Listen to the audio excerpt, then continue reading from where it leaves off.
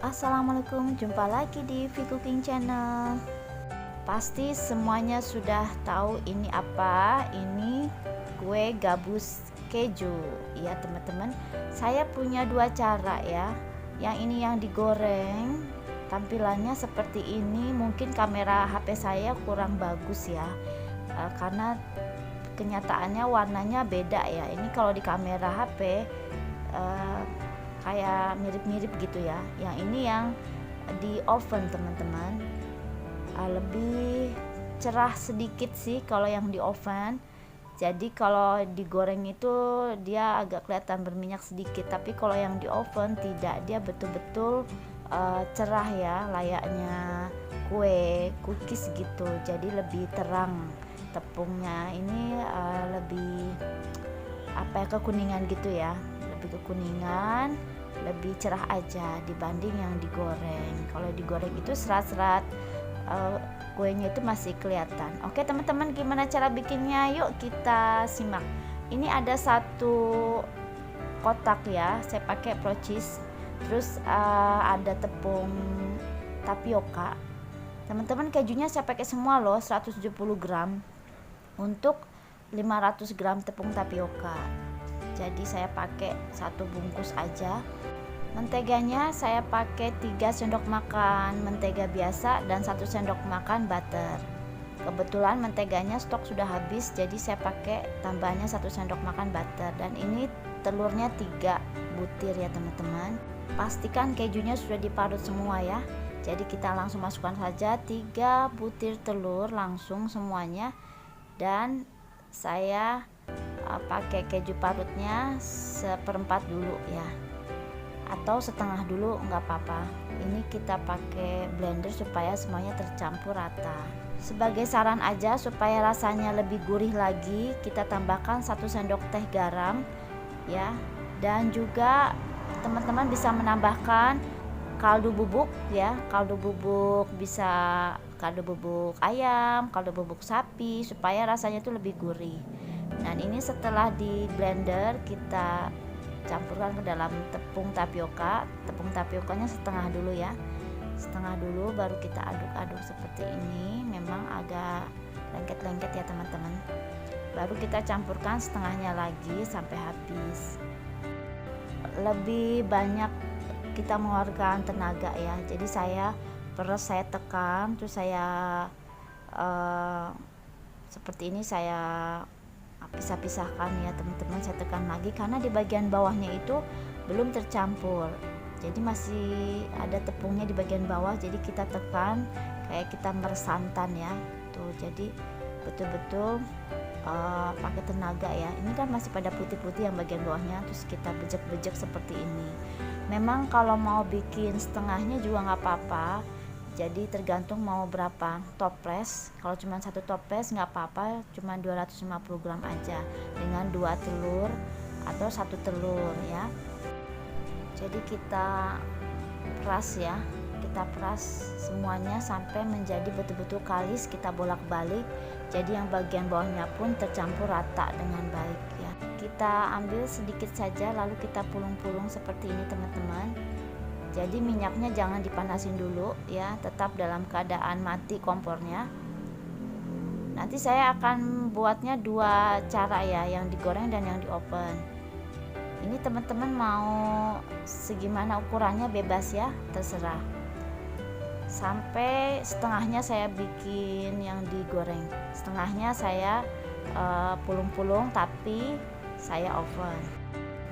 Di sini nanti saya akan memberikan perbedaannya ya, plus minusnya kalau digoreng itu gimana dan yang di oven itu gimana, dan dari rasa, dari tekstur kita akan bahas ya teman-teman.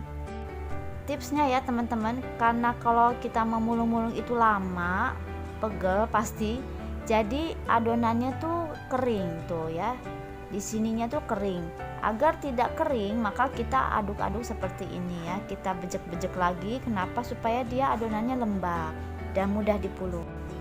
Nyalakan kompornya dengan api yang sangat kecil, bahkan sampai kelihatan tidak ada apinya, padahal ada nih teman-teman, biru-biru tapi sedikit aja. Kenapa? Karena biar tidak langsung kena sagu ya, jadi dia bergolak-golak gitu. Jadi biarkan bubble-bubblenya muncul ya sampai semuanya keluar dengan api yang amat sangat kecil teman-teman, seperti ini. Biarkan, jangan diaduk dulu sampai semua cookiesnya itu terapung ya, terapung semua seperti ini. Dan akhirnya itu akan banyak busanya. Kenapa? Karena ini pengaruh dari telur. Walaupun telurnya cuma satu, tetap ada busanya. Itu kelemahan dari kita menggoreng kue yang mengandung telur. Oke, jadi kalau kita ingin mengaduk itu caranya seperti ini. Jangan langsung diaduk sampai terlalu sering teman-teman. Hanya ingin melihat apakah sudah kecoklatan atau belum ya. Jadi pelan-pelan saja mengaduknya. Dan juga kalau kita mau menggoreng itu tidak perlu banyak-banyak karena akan menimbulkan busa yang penuh, bahkan meluber di wajan. Jadi satu tips saya, wajannya yang tinggi ya, yang ini sudah warnanya seperti ini tapi kurang sedikit ya teman-teman, sudah lumayan crunchy ya, maksudnya lebih empuk juga, sudah ada teksturnya. Jadi ngangkatnya pun harus dengan pelan-pelan. Untuk yang kedua, minyaknya harus kita diamkan lagi sampai dingin, gak boleh minyak panas kita langsung masukkan ya. Ini teman-teman, karena sambil nunggu minyak dingin lagi kita pulung-pulung ya bisa, tapi harus satu-satu ditaruhnya, tidak boleh langsung blok semuanya ditaruh di wajan, nanti dia patah. Jadi harus satu-satu. Lalu kita nyalakan api yang sama seperti tadi, kecil sekali. Kalau kita sudah menggoreng yang kedua, ini amat sangat repot ya dengan busa-busa dari telur itu. Jadi terpaksa teman-teman harus manteng terus, nggak boleh tinggal. Kalau ditinggal nanti malah beleber ya. Betul-betul sangat hati-hati. Saya sarankan kalau teman-teman mau ganti minyak yang baru nggak apa-apa, tapi kalau pakai minyak yang tadi itu kita harus taruh ya busa-busanya, karena dia akan membuat kemana-mana ya, melebar kemana-mana teman-teman. Jadi kita harus ambil, pisahkan ya busa-busanya. Nah inilah kekurangannya kalau kita menggoreng, jadi harus pakai minyak baru terus kan sayang ya teman-teman. Nah sedangkan yang setengahnya saya oven, ini pun saya ada yang terlalu dempet-dempet ya, harusnya tidak terlalu dempet, tetapi harus dipisahkan, jangan rapet-rapet, nanti misahinnya susah teman-teman ya. Jadi ada jarak sedikit ya teman-teman.